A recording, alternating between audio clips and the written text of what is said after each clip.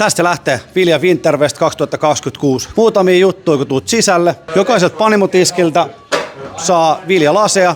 10 sisään, lasi jää sulle, eli ei pantteja. Ja totta kai näet saa myös Vilja omalta tiskiltä tosta heti, kun tuutte sisälle.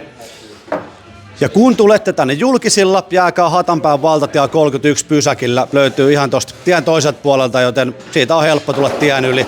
Ja jos tarvitte jotain muuta kuin bissejä tai ruokaa, niin tien toiselta puolelta löytyy sale. 11 asti auki. Ulkona on kylmä, jengillä on paksuja takkeja. Meillä löytyy tosta, heti kun tuutte tänne siilotilaan, niin tosta löytyy narikka. Se on vapaaehtoinen, 2 € maksaa. Eli ei ole pakko jättää takkia, saatte hikoilla ihan niin paljon kuin haluatte, mutta suosittelen jättämään, koska täällä tulee olemaan kuuma.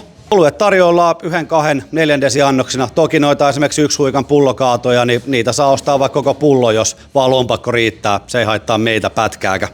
Ja kun käytte haukkaamassa happea niin sanotusti tuossa takapihan Pierre Gardenilla, se on anniskelualuetta, joten ei tarvitse jättää juomaa mihinkään tänne jemmaa, vaan voitte mennä tuonne terassille nauttimaan raikkaasta talvisäästä. Kaikki juomatiskit löytyy siilotilasta, eli kun tuutte sisälle, oikeat puolella löytyy Berlinistä Pyrlö, sitten löytyy vasemmalta 1 huikka nailo-yhteistiski, takana näkyvä himo, siitä vierestä tujua ja lavalla on sitten Salama, Temperance ja Paihalas.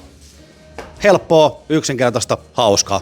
Ja ruokaa toki saatte. Käykää tilaamassa Viljan tiskiltä, niin sieltä tulee ruokaa pöytään. Ja hei, tässä ei ole ravintolassa tällä viikonloppun ollenkaan paikkavarauksia, joten tänne vaan, heti kun löytyy vapaa paikka jostain, niin persä siihen. Ja käytössä on Vilja Winterfest-menu, eli siitä voi tilata ruokaa. Ne on suunniteltu niin, että toimii oluen kanssa hemmetin hyvin. Ovet auki tänään 4, huomenna 3 ja 10 asti kaadetaan. Valomerkki tasan 10 ja siitä on vielä tunti aikaa hengailla ja tissutella. Tulkaa juomaan Hatanpää kuivaksi.